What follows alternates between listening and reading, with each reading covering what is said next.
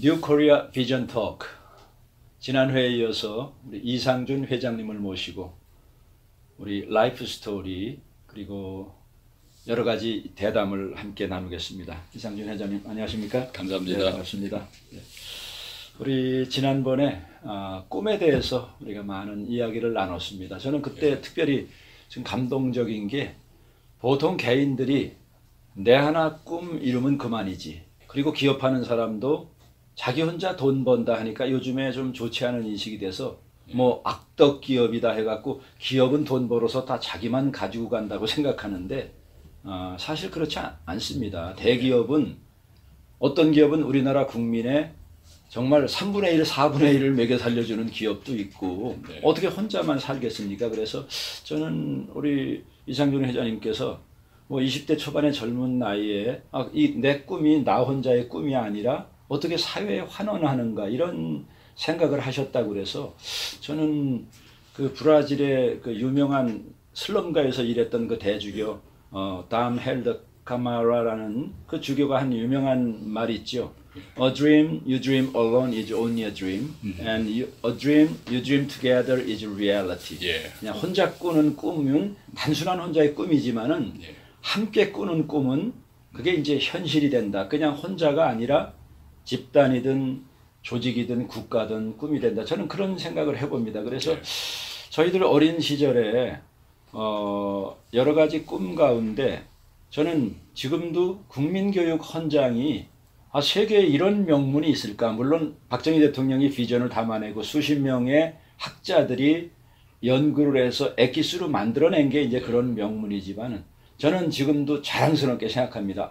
어느 나라 국가 지도자가 이런 걸 국민의 교육의 지표로 삼아갖고 뭐 우리 달달달 지금 뭐 수십 년이 지났는데도 달달달 외우거든요. 그래서 저는 박정희 대통령을 생각하면은 뭐 부정적인 면도 분명히 있겠죠. 장단점이 있으니까. 근데 그분은 정말 국민과 더불어서 함께 꿈을 꾸고 그걸 이루고 가신 분이다 이렇게 생각을 합니다. 그래서 우리가 직접 간접적으로 영향을 많이 받았고 지금 그분이 가졌던 단순한 새마을운동이 뭐 기와집 올리고 이런 정도가 아니란 거를 전 세계에서 인정해주고 있지 않습니까? 그래서 저는 한 나라의 대통령이 그런 큰 꿈을 국민이 함께 꿀 수 있는 꿈을 심어줬다 하는 거 저는 요즘에 정치 지도자 가운데 이런 꿈을 가진 지도자들 봤습니까? 지금 군부 독재 시절 이후에 대통령이 6번째 바뀌었는데 정말 우리 국가에 이런 꿈이면 우리가 개인 거 내려놓고 함께 우리 대한민국을 위해서 꿈을 꿔보자라고 허리띠를 동여맬 그런 정도의 감동과 도전을 준 지도자를 만나보지 못했습니다. 그래서 저는 오늘은 박정희 대통령이 우리 대한민국 국민들에게 어떤 꿈을 꾸게 해주었고 또 그 꿈을 이루어서 어떤 사람들은 이렇게 좋은 나라 부러운 나라를 헬코리아라고 하는 불쌍한 사람들도 있는데 뭐 그런 사람들이 평가하건 말건 세계 수백 개 국가가 대한민국의 국가가 함께 이룬 꿈을 이루기 위해서 국책 사업으로 받아들이는 나라도 많이 있습니다. 그래서 저는 그 면에서 혹시 우리 회장님의 개인 꿈을 이루는 것, 그 다음에 한 나라의 지도자가 수십 년 동안의 그 꿈을 국민이 함께 꿀 수 있었고 오늘날 이렇게 풍요를 이루는 건 바로 박정희 대통령과 그 산업의 일꾼들이 이뤄낸 함께 꾼 꿈, 우리 현실이 됐지 않습니까? 그래서 그 부분에 대해서 잠깐 좀 언급을 해주시면 참 좋겠습니다. 앞에서 사회자께서 그 꿈이라는 거는 시간이 가면서 변한다고 말씀하셨어요. 저도 거기에 대해서 적극 공감합니다. 저도 초등학교, 중학교, 고등학교 때 그 아주 심플한 꿈을 꾼 적도 있죠. 의사가 돼서 알버트 슈바이처처럼 봉사학과 뭐 이런 생각도 해봤고 그런데 내가 이제 고등학교 3학년 대학교 이때에 가정적으로 굉장히 어려워서 이 하월곡동 달동네에 산 적이 있습니다.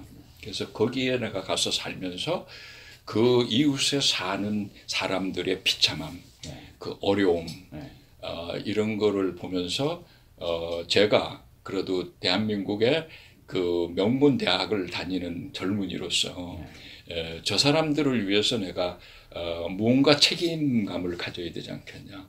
그래서 내가 이런 명문 대학에서 졸업을 하고 공부를 해가지고 키운 실력을 나 하나만을 위해서 쓸 수는 없지 않느냐.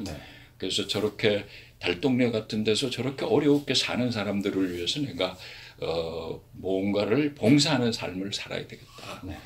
이제 이런 생각을 그때 다듬었고, 그때 다듬은 그 꿈이 이제 지금까지 이어지고 있습니다. 그래서 제가 그 중간 과정에 그 이병철 회장 같은 분이 그 고령에 또 자기의 건강이 최악의 상황에서 삼성그룹의 명운을 전부 거는 그 명운을 국가를 위해서 이 삼성그룹 전체의 명운을 걸고 그 도전을 하시는 모습을 보면서 사실 감탄이 아니라 지금도 그 생각을 하면은 제가 눈시울이 붉어질 정도로 감동을 했습니다. 그 당시에 그 삼성전자의 제가 맡았던 컴퓨터 국산화, 그리고 반도체, 그리고 통신 현대기기, 이런 것들을 이룩하기 위해서 삼성그룹이 전체 투자한 돈이 한 5천억 정도 됩니다. 근데 그 5천억은 그 당시에 삼성그룹 전 자산의 10배 정도 되는 돈이에요. 그걸 이제 삼성 신용을 가지고 자원을 은행에서 금융을 일으켜가지고 하니까 그 사업 하나가 실패를 하면 이병철 회장이 평생 이루어온 사업이 80까지 이루어온 사업이 하루아침에 없어지는 거죠. 그러니까 국가를 위해서 얼마나 엄청난 도전을 했는가 하는 거를 제가 이 자리에 이 말 한마디로 대신하고 싶은 거예요. 누가 자기가 평생 80 동안 이룩한 대한민국 최고의 삼성그룹을 국가와 국민을 위해서 미래를 위한 도전을 위해 가지고 다 투자할 수 있는 용기가 있느냐. 사실 묻고 싶습니다. 그래서 저는 그거 하나로 이 대기업을 경영하고 있는 그런 최고 경영자들은 돈을 위해서 그 사업을 하는 게 아니다. 자기의 인생의 어떤 목적과 이상을 실현하기 위해서 그 기업을 경영하는 것이고, 그거를 실현해서 달성해가는 감동을 얻기 위해서 하는 겁니다. 기업이라는 게 항상 운영하면 오늘도 많은 문제가 일어나고 있고, 외부로부터 지금 보세요. 우리나라 정치에서 뭐 기업을 개혁을 하겠다, 재벌의 적폐다 이러면서 최고 경영자를 이 법적 절차도 없이 갖다 구속을 하고 이러한 이 상황이 기업은 가는 동안에 계속 일어납니다. 계속. 그걸 다 방어해야 되고 대책을 세워야 되고 예측을 해서 준비를 해야 되고, 그러면서 그걸 극복하면서 기업의 목적, 경영 철학을 달성시켜 나가는 그 감동이 있기 때문에 하는 겁니다. 제가 아까 공무원 말씀을 하셨는데, 제가 젊은이들에게 공무원보다는 기업에 와서 도전해봐라 이런 말을 하고 싶은 거는 분명한 거는 일반 평균적인 공무원들의 그 일상 업무에서 느끼는 삶에 감동하고 기업에서 새로운 세계에 도전하면서 그거를 성취했을 때 느끼는 감동이 다르다 이거죠. 월급이 많고 적고 무슨 직책이 빨리 올라가고 나중 가고 그게 문제가 아니다. 인생을 사는 데 있어서 내가 어느 쪽에서 더 많은 감동을 얻을 수 있느냐, 인생을 감동 있는 인생을 살 수 있느냐, 그걸 한번 생각해 보라고 젊은이들한테 이제 공부하고 싶고, 이제 그분의 그런 삶의 모습을 보면서 우리가 세부적으로 한마디 얘기한다면 사업계획서를 검토를 하고 나면 무엇을 검토하느냐면, 사업을 투자를 하려고 그러면 반드시 하나만 가지고 하는 게 아니에요. 3개 정도의 투자 대상을 놓고 사업계획을 잡습니다.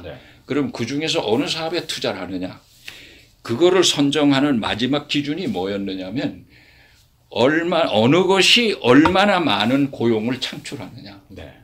그것이 마지막 선택의 기준이다 이거죠. 물론 거기 원가가 뭐 어느 게 많고 적고 이런 것도 있고 어느 게 물류비가 싸냐 비싸냐 뭐 어느 것이 자재를 구하기 쉬우냐 어려우냐 이런 사업의 입지 조건에 대한 검토를 물론 다 하지만 네. 세 가지가 다 입지 조건이 좋다. 그럴 때 마지막 선택하는 기준은 어느 것이 더 좋은 직장을 많이 만들어서 우리 젊은이들을 더 많이 고용할 수 있느냐. 네. 그것이 마지막 경영 판단 기준입니다. 네. 예, 이거 한마디로 기업의 그 윤리관과 도덕이 무엇인지를 또 도전하는 목적이 무엇인지를 젊은이들이 바로 이해를 해야 된다 네. 이거죠. 예. 그래서 나도 일생을 그런 경영에 바치고 있는 이유가 그런 선배들의 모습을 보면서 그런 철학을 배웠기 때문에 네. 아 내가 이거를 실천하는 과정에 내가 그 앞에서 말씀드리는 보람과 향기가 있는 인생을 내가 실현할 수 있고 네. 그리고 매일 감동이 있는 인생을 내가 살 수 있겠구나. 예. 그래서 제가 이 길을 끝까지 온 겁니다. 네. 그래서 그분들한테서 배우고 받은 영향을 통해서 나도 이제 나이가 70이 됐을 때 제가 12년이 70대입니다. 이제 70에 어떤 생각을 했냐면 첫째, 내가 나이 70대 10년을 어떻게 살아야 내가 이 세상에 존재할 가치가 있다고 스스로 판단할 수 있느냐. 네. 예. 내가 나 스스로가 가치를 못 느끼는 인생을 산다면 내가 지금 살아서 10년을 더 살으나 10년 안 살고 지금 죽으나 그 삶의 차이가 뭐냐 이거죠. 네. 시간의 연장 차이밖에 없다 이거죠. 근데 어떻게 가치의 차이가 있게 사느냐 그 생각을 한 거예요. 그래서 그 70대 인생을 내 스스로 가치 있는 인생을 만들고 나의 존재를 내가 스스로 인식하기 위해서 무슨 일을 할까 하는 생각을 했어요. 근데 제가 이제 70까지 살아오면서 개인적으로 이룩한 나의 능력 또 내가 사회적으로 그 이룩한 나의 업적 그런 것들이 나 개인의 능력으로 된 게 아니다 이거죠. 그 우선 인간적으로는 많은 사람들이 나에게 학교를 만들어 주었고 또 선배들이 나에게 직장을 만들어서 물려주었고 수많은 선배 경영인들이 나를 지도를 해줬고 이끌어주고 그러면서 월급까지 줬다 이거죠. 네. 가르치고 키워주면서 월급까지 줬어요. 네. 저는 그 임원이 되고 사장이 됐을 때 직원들에게 그 이제 이 조회에서 말할 때가 있어요. 그러면 뭐라고 얘기를 하냐면은 그 여러분들은 지금 이제 그 당시에 삼성의 직장이 좋은 직장이라고 그러니까 이런 좋은 직장에 근무를 하는 거는 당신들이 시험을 봐서 성적이 좋아서 된 게 아니다. 당신들이 아무리 성적이 좋아도 선배들이 피땀 흘려서 이 삼성을 만들어 놓지 않았으면 당신들이 삼성 직원이 될 기회 자체가 없는 거다. 네. 그래서 당신들이 이런 좋은 직장에 근무를 하는 거는 선배들이 뿌려놓은 땀 흘려서 뿌려놓은 미랄이 자라서 당신들이 지금 수확을 거두는 거다. 그럼 당신들 그 선배들에게 감사할 줄 알아야 된다.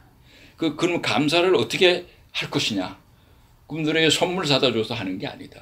당신들도 10년 후에 이 회사에 들어올 후배들은 우리보다가 10배 더 좋은 직장에서 근무할 수 있도록 지금 씨를 뿌리고 키워야 된다. 네. 그래서 지금 뿌린 씨를 키워서 10년 후 후배들에게 당신들이 지금 근무하는 직장보다 2배, 3배 더 좋은 직장을 만들어주는 것이 선배들에게 대한 감사의 표시고 보답이다. 그런 얘기를 합니다. 제가. 그래서 저도 이제 그런 기조 위에서 70살에 그런 생각을 하니까 많은 사람들의 도움을 받은 거예요.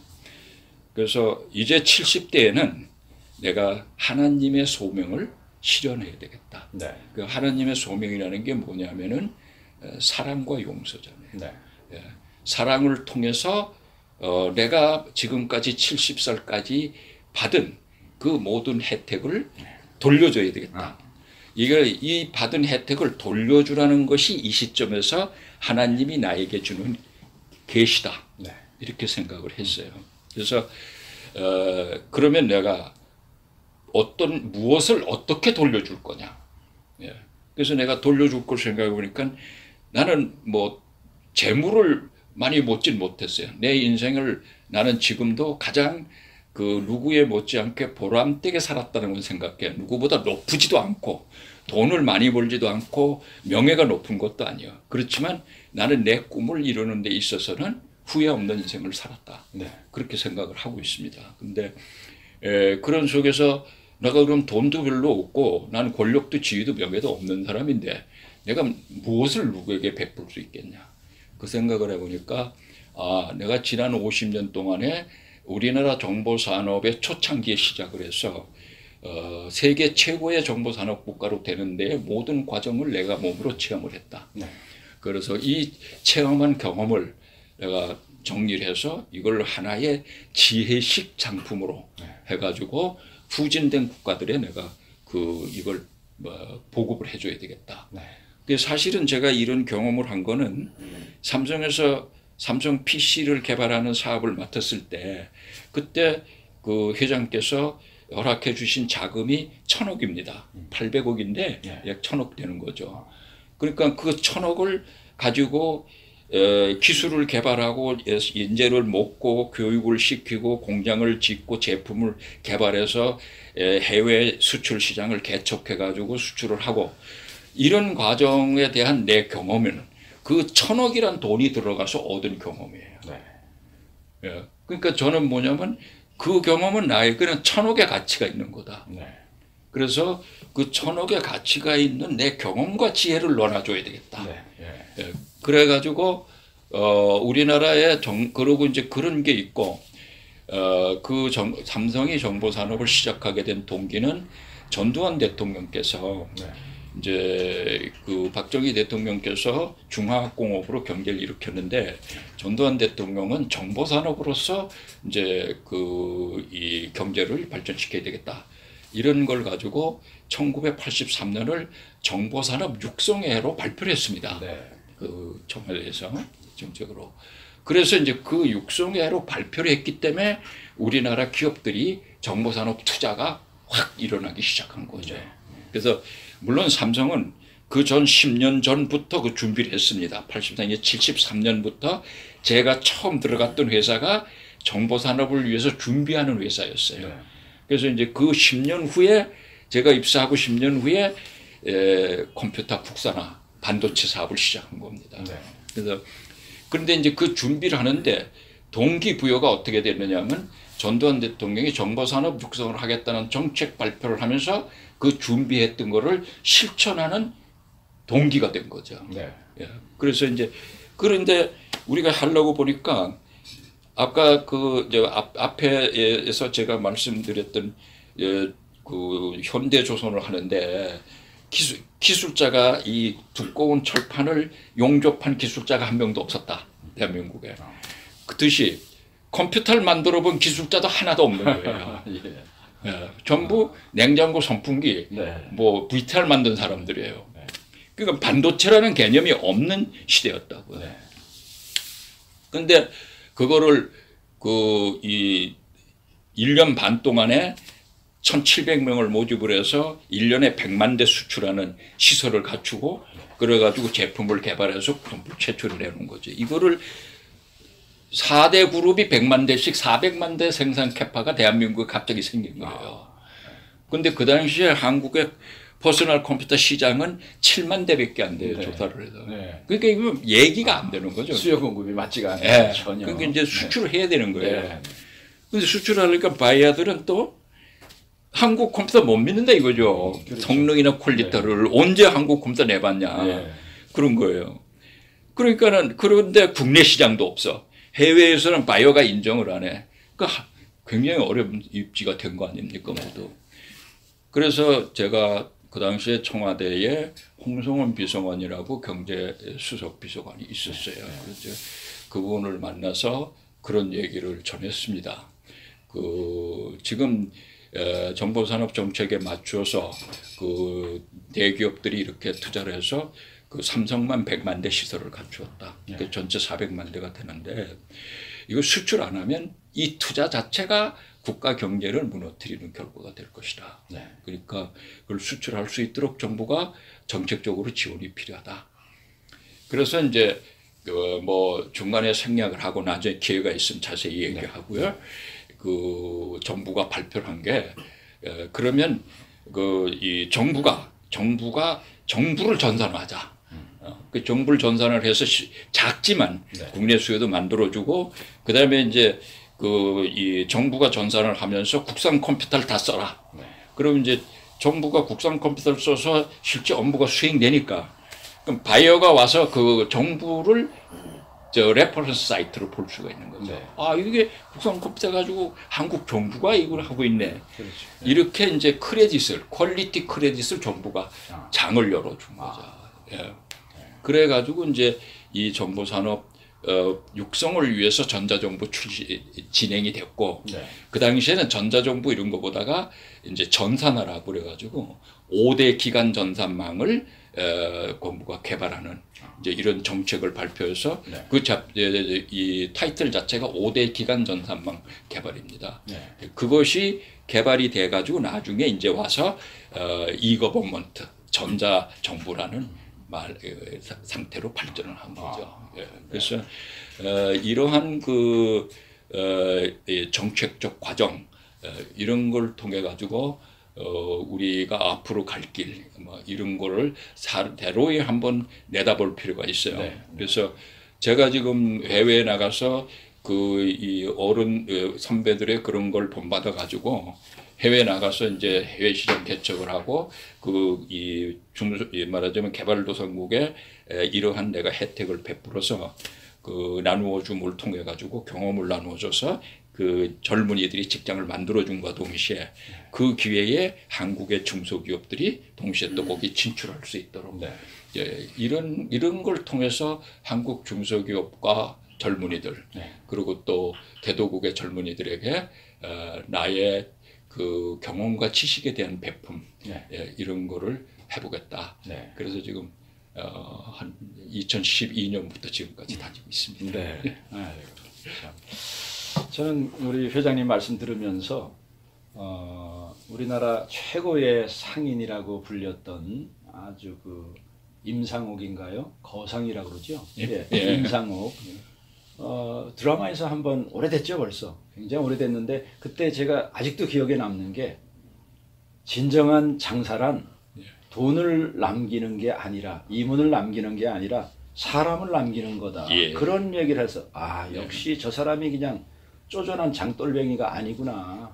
사람 투자를 했다는 것에 제가 감동을 받았는데 지금도 사회에 만연한 우리 대한민국 특별히 우리 대한민국에 아니 왜 대기업은 저렇게 죄인이고 가난한 사람은 의인이고 이상한 풍조가 이제 흐르면서 자기네가 땀 흘려 노력하지 않은 것에 대한 거를 나눠 먹으려고 하는 게 이게 뭐 복지란 이름으로 지금 전 국민이 그렇게 돼버렸습니다. 그래서 저는 아니 국민소득 5만 6천 달러인 미국에서도 이 정도의 복지를 사람들이 기대하지 않는데 우리 대한민국 좀 너무 국민들 공들인지 아는 것에 대해서 어떻게 그렇게 공짜로 받으려고 합니까? 그래서 그러면서 대기업에 대한 그다음에 과거에 우리나라를 이 정도까지 이루기까지 개인의 꿈, 그다음에 기업을 하는 사람의 꿈, 지도자의 꿈이 합쳐져서 국제시장의 바로 그 시대들 아닙니까? 그래서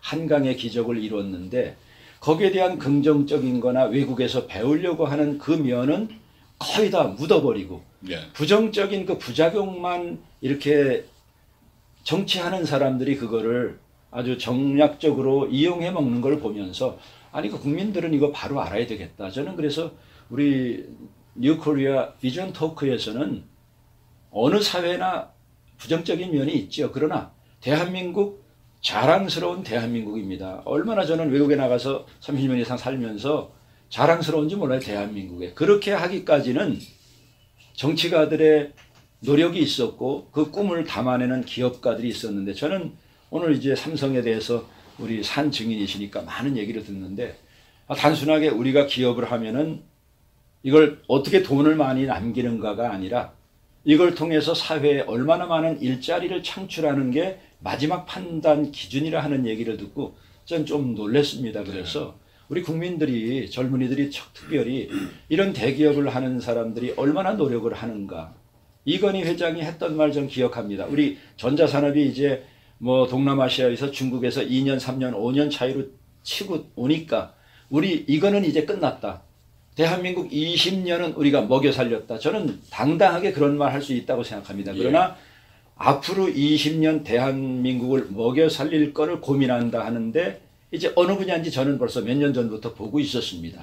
네, 그래서 참 대단한 분이다 이렇게 생각을 하면서 지금도 굉장히 기대를 하는데 왜 정치하는 사람들이나 사회 분위기나 언론에서는 대기업을 마치 세상의 죄인이고 소기업은 의인이고 이런 분위기로 몰고 가는 것에 대해서 이제는 기업하시는 분들이 이런 언론 방송을 통해서 국민들에게 그 진실을 좀 알려야 될 때가 왔다고 생각합니다. 그래서 저희 이제 막내도 USAID 직원으로 남편이 외교관으로 후진국들을 다니고 있어요. 그러다 보니까 옛날에 우리나라 다 받았던 그 USAID 차관으로 1차, 2차, 3차 경제개발 새마을운동 이루었던 그 자금 아닙니까? 그래서 지도자의 꿈이 얼마나 중요한가. 독재자들에게는 그거 없잖아요. 북한 저기에 지도자의 꿈이 있습니까? 3대에 걸쳐서 이밥에 고깃국, 기와집 이루려면 벌써 1세대인 김일성 때 이뤘습니다. 근데 이런 사람들은 그 독재로 자기만 호의호식했지 우리 박정희 대통령을 독재라고 하는데 저는 나중에 돌아가셨을 때 청와대에서 금고에 9억 원인가 현찰이 있다는 얘기를 들었어요. 그래서 이거는 역사가 판명해 주는 거지 정치적으로 이념적으로 판단할 수 있는 부분은 아니라고 생각합니다. 그래서 저는 오늘 우리 이상준 회장님께서 대기업의 총수들이 이런 기업을 위해서 자기 혼자 돈 벌어먹고 악덕 기업주가 되는 게 아니라 이런 꿈을 국민들과 함께 나누기 위해서 수많은 노력을 기울여 왔고 거기에 산 증인이라고 이제 말씀을 해주시기 때문에 제가 더욱더 공감이 가고 또 방송을 통해서 새로운 이런 앞으로도 많은 새로운 사실들이 좀 알려줬으면 좋겠습니다. 특별히 이제 70이 넘어서 그 정도면은 이제까지 일평생 고생했으니까 이제는 편안히 쉬자. 뭐 누구 욕할 사람 없습니다. 근데 역시 젊으셨을 때서부터 계속 그냥 안정된 편안한 그 곳에 머무르지 않고 도전 정신이 보통 사람보다 굉장하신 것 같아요. 우리 이 회장님. 그래서 70의 나이에 80까지 10년 동안 건강이 허락되면은 이런 저개발 국가의 꿈을 청년들에게 눈을 반짝반짝하게 하고 꿈을 심어주는 그런 역할을 하겠다. 저는 그게 이제 하나의 진심이 전달돼서 캄보디아도 한 4년, 5년 만에 이제 열매를 맺기 시작한다고 생각하는데, 저는 그런 비전을 전달하는 게 우리 국내에서도 힘든데, 남의 나라에 가서 생각이 다르고 또 장기 집권을 하고 그런 또 부정적인 면도 있기 때문에 또 그런 나라에 영향을 미치기 위해서 얼마나 많은 나라가 투자했습니까? 그러나 성공을 그렇게 크게 못하지 않았습니까? 근데 그 분야, 미개척 분야에 이제 국책 사업으로까지 어답트 하기까지 얼마나 많은 노력과 또 좌절도 있으리라고 생각합니다. 먼저 선배들이 가서 어떤 씨앗을 뿌려놨고 거기에는 긍정적인 것보다 부정적인 이미지도 상당히 많은 걸로 저도 듣고 있어요. 그냥 뭐 대통령 순방해갖고 공약했지만은 이루어지지도 않고 뭐 해준다고 하면서 거짓말 펑펑 쏴대해서 이 사람은 또 와서 어떤 사기를 치려고 하는가 이런 어려움도 많이 있었을 겁니다. 또 돈도 요구하고 그런 어려움 가운데 이 시간에 좀 짧게 어떻게 캄보디아가 이런 전자정부를 국책 사업으로 어답트하게 됐을까? 그 뭐 얘기하다 보면 밤을 새도 할이 없겠지만은 그 부분에 대해서 좀 경험을 나눠주시면 좋겠습니다. 우선 먼저 다른 얘기를 조금 그걸 하기 위해서 얘기를 드리면은 이제 제가 70대가 됐는데 쉬어도 되지 않느냐 그런 얘기를 합니다. 근데 저는 요즘에 뭐 제가 페이스북에 글도 가끔 올려보고 그러는데 아주 안 좋은 말이 뭐냐면 꼴통 이제 나이 많이 먹은 사람들에 대한 그 비하하는 말로 꼴통 이런 이야기를 하는데 한 국가가 한 사회가 잘 가기 위해서는 나이 먹은 사람들의 지혜와 네. 예지력과 지혜와 젊은이들의 도전 정신과 용기가 합쳐져야 그 사회는 발전을 하고 네. 새로운 역사를 이룰 수가 있습니다. 네. 그러면 나이 많은 사람들이 이 무슨 역할을 하느냐, 제가 이런 얘기를 하고 싶어요. 지금 제가 이 전자정부하고 정보산업을 아세안에 가서 이 시장을 개척하고 있는 데는 다른 사람들은 그렇게 얘기를 하면 다 내가 내 나이에 불가능하다고 얘기를 하고 오히려 나이 먹은 사람의 망령이 아니냐 뭐 할 정도로 얘기하는 사람도 있어요, 생각하는 사람도. 근데 그게 아닙니다. 왜냐하면 우리가 블루오션, 새로운 세계를 개척하고 이 가형과학에서도 뉴턴의 만유 인력이니 또는 이 지구가 갈릴레오가 지구가 둥근다 이렇게 얘기한 거는 그 사람들이 그거를 실체적으로 눈으로 봐서 발견한 게 아니에요.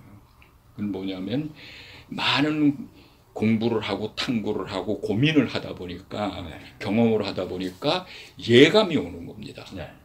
아, 이분 지구가 둥근 것 같다. 그 다음에 이 예감을 실험적으로 증명을 하는 거죠. 그래서 과학에서도 이제 이론 과학이 있고 그거를 실험해서 증명하는 실험 과학이 있지 않습니까? 그러니까 갈릴레오나 뉴턴 같은 사람은 과학의 예지자예요. 그 사람들이 예지를 해놓은 걸 후손들이 여러 가지 물리적 과학적 방법으로 증명을 하는 거죠. 그렇듯이 새로운 사업을 개척해가는 것도 새롭다는 게 뭡니까? 남이 안 해본 거잖아요. 남이 안 해본 거를 된다는 확신을 가지고 가는 거는 많은 고민을 하고 또 많은 공부를 하고 탐구를 해서 그 영감이 오는 겁니다. 이거는 이건 되겠다 하는 영감, 그것에서 그런 영감을 가질 수 있는 건 바로 예지력이거든요. 그래서 그 예지력으로 판단을 하고 그거를 데이터와 경험과 자료를 가지고 논리를 가지고 증명을 하는 거죠. 그러니까 제가 캄보디아 간 거는 누구도 정보산업 분야에서는 불가능하다고 하는 얘기를 내 오랜 50년 동안의 경험을 바탕으로 저는 나름대로 영감을 얻은 거죠. 그 영감을 얻어서 그걸 제가 실천으로 증명을 지금 하고 있는 겁니다. 이게 되는 거다 하는 거를. 그래서 이제 그렇게 제가 70대인데도 불구하고 나는 일을 해야 된다 하는 거는 그러한 영감과 예지력을 가질 수 있는 풍부한 경험을 가진 사람들은 나뿐만이 아니라 그 분야에서 몇십 년씩 경험을 해야 얻어지는 겁니다. 젊은 사람들은 아주 특수한 천재를 제외해 놓고는 그런 경험이 없기 때문에 예지력이 없어요. 그러니까 앞에 무엇을 해야 되느냐는 방향을 잡기가 힘든 거예요. 근데 시니어들의 그런 충분한 경험과 이런 걸 통해서 어떤 예지적인 영감을 가지고 방향을 제시하면 젊은 사람들이 그거를 그 용기와 열정으로서 증명을 실천해 나가는 거죠. 그래서 이 두 가지가 융합이 되는 사회가 잘 되는 사회예요. 나이 많은 사람들 무능하다고 내쫓는 거는 그 나이 많은 사람들이 경험과 그 인생을 통해서 많은 고통 속에서 얻어진 그런 영감과 예지력을 엄청난 사회의 자산인데 그걸 그냥 쓰지도 않고 파괴해버리는 거죠. 아까 제가 말씀드린 대로 내가 삼성전자에서 PC 만드는 경험을 한 거는 천억의 투자가 들어가서 얻은 거다 이거죠. 우리 모든 시니어들이 유사한 그런 투자를 다 받은 사람들이에요. 그래서 제가 그걸 돌려주겠다는 겁니다. 받은 거를. 그래서 이제 그런 것이 있고, 그 다음에 정부와 기업은 어떻게 협력해야 되느냐. 제가 이런 얘기를 좀 하고 싶어요. 현대조선의 정주영 회장이 이 철판을 땜질해 본 사람이 하나도 대한민국에 없는데 그걸 도전해서 하는 데는 그 정부의 정책과 그 정책에 대한 강한 실천 의지, 예, 그리고 그걸 해낼 사람을 잘 선택하는 거. 그래서 박정희 대통령은 중화공업을 통해서 대한민국 경제를 일으키겠다. 이렇게 할 때 많은 사람들이 우리나라는 가난하고 작으니까 대만처럼 중소기업으로 가야 된다. 이런 이 정치적 반대자들이 그런 반론을 많이 제시했어요. 네. 그런데 박정희 대통령이 중화학으로 선택을 한 겁니다. 네. 지금 대한민국의 경제 구조와 대만의 경제 구조를 비교하면은 대만은 한계가 벌써 도달한 거예요. 중소기업으로 가니까. 우린 중화학공업을 통해서 고도의 기술을 쌓았기 때문에 앞으로 우리가 새로운 기회를 찾아낼 수 있는 그런 베이스가 돼 있습니다. 그런데 그래서 그러면은 박정희 대통령은 그런 정책을 실현하는데 제일 잘한 게 뭐냐? 첫째는 정주영이라는 기업인을 손을 잡은 거예요. 네. 예, 국가가 하겠다 이게 아니고 공사를 만들어서 하겠다 이게 아니고 맨바닥에 아무것도 없는 데서 정주영 씨 한 사람을 잡아가지고 성공을 시킨 거죠. 그러니까 사람에 대한 어떤 그 예지력 이런 게 굉장히 탁월한 정치가라고 봐야 돼요. 네. 그래서 이제 정주영 씨를 택해가지고 맡기니까 아무것도 없는 바다 갯벌에서 시작을 해가지고 그 1년 반 만에 이제 오나시스 기업에 가가지고 네. 2척인가 3척을 수주를 해온 거예요. 네. 근데 그때에 오나시스가 바보입니까? 공장도 없고 아무것도 없고 사람도 없는 갯벌을 가지고 거기를 조선을 수주하러 그 사장이라는 사람이 왔어요. 뭐 영어도 한마디도 못하고 얼굴이 시커먼 사람이 와가지고 그러는데 오나시스 바보 왜 그거를 어떻게 주었겠느냐? 그거는 정주영이라는 그 탁월한 인재를 탁월해서 택해서 일을 맡긴과 동시에 박정희 대통령이 강력하게 그 국가 정책 차원에서 그걸 밀어줬던 거죠. 네. 그러니까 오나시스는 두 가지를 믿은 거예요. 정주영이라는 개인의 경영적 능력과 한국 정부의 그에 대한 이 사업을 성공시키고자 하는 정책적 의지, 네. 이 두 가지를 믿고 준 거예요. 지금 우리는 신화로 정주영 대통령의 거북선 얘기만 나오고 있어요. 근데 오나시스가 거북선 하나 보고 갯벌밖에 없는 조선 회사에다가 어떻게 저기 50만 톤짜리 그것도 세계 최대의 배를 3척씩이나 발주합니까? 할 수가 없는 거죠. 근데 그거는 박정희 대통령이 정책을 입안을 하고 그다음에 그거를 실천적으로 정주영이 도왔어요. 그럼 그 돈 중에 실례를 제가 하나 얘기하면은 그 당시에 국무총리가 김종필 국무총리였습니다. 대통령이 총리를 일주일에 한 번씩 헬리콥터 타고 현장에 보냈어요. 네. 그리고 총리가 와서 정주영 사장한테 뭐가 필요합니까? 뭐를 정부가 도와야 되겠습니까? 그렇게 해서 필요한 거를 강력히 밀어주니까 그 방대한 조선소가 만들어질 수가 있었고 거기에서 하루에 이 용접할 기술자를 키우기 위해서 오늘 매일 500명을 뽑아요.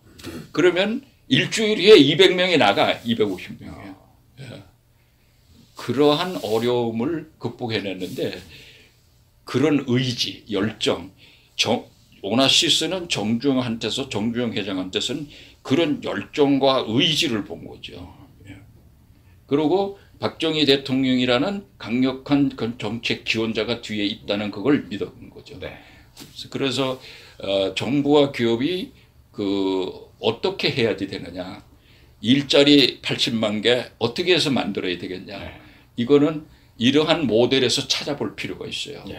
그렇게 해서 조선소 하나가 약 1년 반 만에 3만 명의 직원이 거기에 근무를 한 거예요. 네. 그 3만 명의 직원이 근무를 하고 그 당시에 10년 후에 그 미포에 20만 명의 도시가 만들어진다. 네. 그 20만 명이 전부 그 조선소와 관련된 사람들이죠.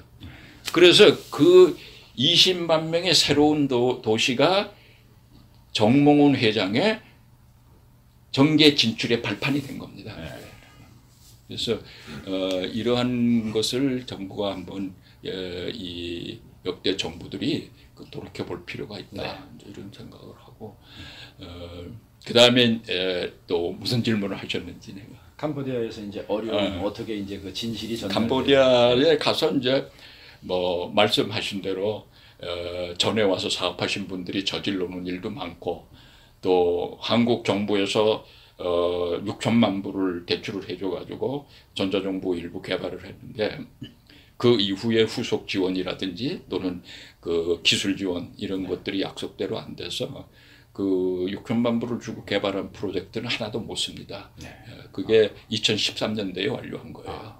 그래서 그런데 6천만 불은 차관을 했기 때문에 지금도 상환을 하고 있어요. 그러면 캄보디아 최고 통치자 입장에서 봤을 때는 돈을 빌려다가 개발을 했는데 하나도 남은 게 없어요. 왜? 이 전산이라는 건 소프트웨어니까 남은 건 책밖에 없어요. 컴퓨터도 없다 이거죠. 남은 게 아무것도 없어요. 그런데 6천만 불을 매년 상환을 하고 있거든요. 그 가난한 나라가. 이걸로 인해서 총리가 전자정부에 대한 말은 못하게 했어요. 2014년부터. 그래서 이제 그러니까는 각 정부에 가서 얘기를 하면은 전부 듣고 좋긴 하면 좋다고 하면서 반응을 안 하는 거예요. 왜? 정부에서 총리가 그거에 대해서 이 아주 이 말하자면 거부 반응을 일으키고 있으니까 부정적인 뭐 경험만. 그러니까 안 움직이는 거예요. 그런데 나중에 이제 그걸 알고 제가 우연한 기회에 이제 캄보디아에 무슨 많은 공무원들을 교육을 시키고 했죠. 제가 그 뭐 워크숍이나 뭐 이렇게 해가지고 강의하고 이런 것이 그 동안에 한 30분 했어요. 또 제가 비행기를 타고 왕복한 것이 한 30분 됩니다. 오는 동안에.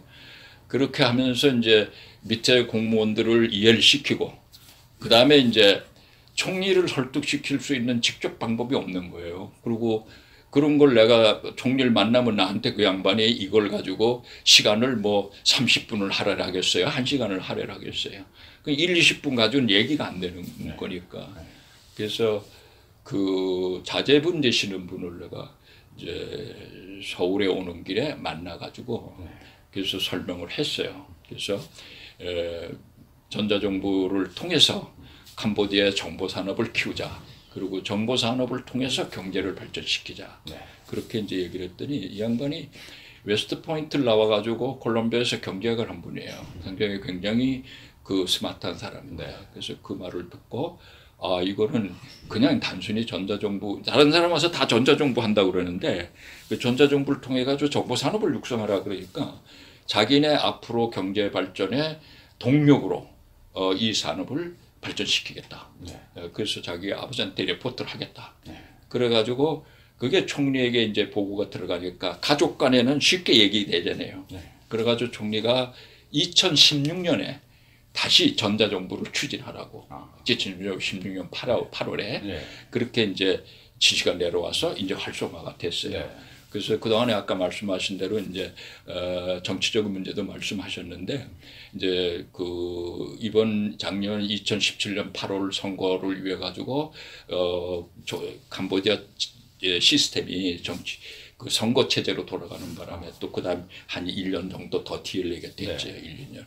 그래서 2018년 이제 들어와서 2018년 12월에 그 이제 법무부하고 총괄을 10년 동안 개발하는 거하고 교육부하고 이렇게 해서 전자정부에 계약을 체결했습니다. 그래서 이게 이제 앞으로 2019년에는 이제 이런 내가 제시한 모델, 제가 제시한 거는 그 캄보디아 정부의 문제점이 뭐냐? 제일 자금이 없다, 기술이 없다. 그 자금과 기술을 우리가 어떻게 지원할 거냐?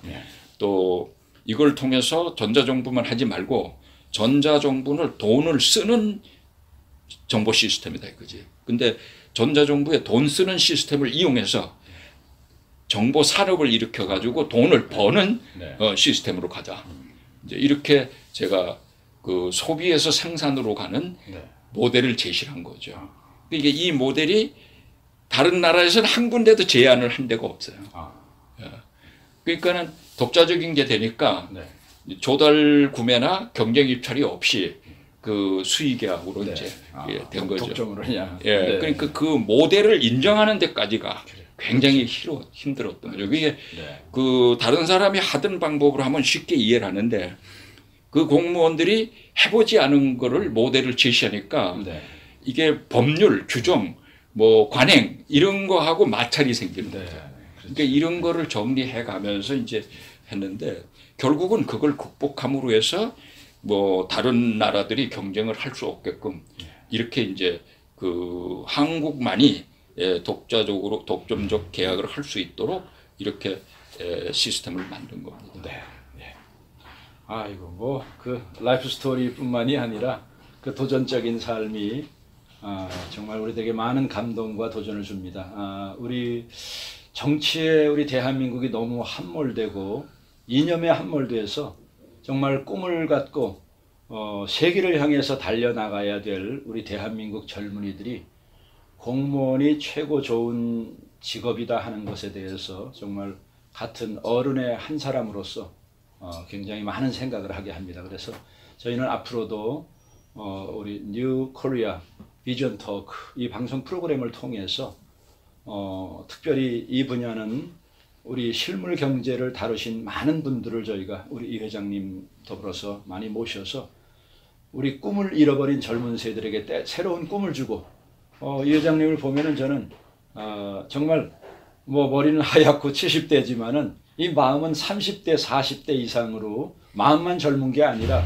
그걸 삶 속에서 펼쳐나가시고 한국도 아니고 그 타관 객지에 나가서 이걸 국책 사업으로 국가에서도 사실 실패한 거 아닙니까? 2013년에 해놓고 국가에서 실패한 이 정부 전자정부를 한 나라의 국책 사업으로 이루기까지 이거는 바로 혼자 꾸는 망상이 아니라 함께 꾸는 꿈이 또 그것을 이웃에게 나눠주고 이웃 나라에게까지 나눠주고자 하는 그 꿈을 지금 이루고 계십니다. 그래서 우리 이 방송을 시청하시는 여러분들께서도 앞으로도 우리 저희 뉴 코리아 방송 애청해 주시고 특별히 우리 프로그램 뉴 코리아 비전 토크 많이 애청해 주시기를 바랍니다. 그러면 오늘은 여기까지 하시고 또 다음에 우리 이상진 회장님 모시고 계속해서 많은 라이프 스토리 꿈을 이뤄가는 또 함께 꾸는 꿈을 여러분들과 함께 나누도록 하겠습니다. 오늘 또 대담에 나와주셔서 감사합니다. 감사합니다.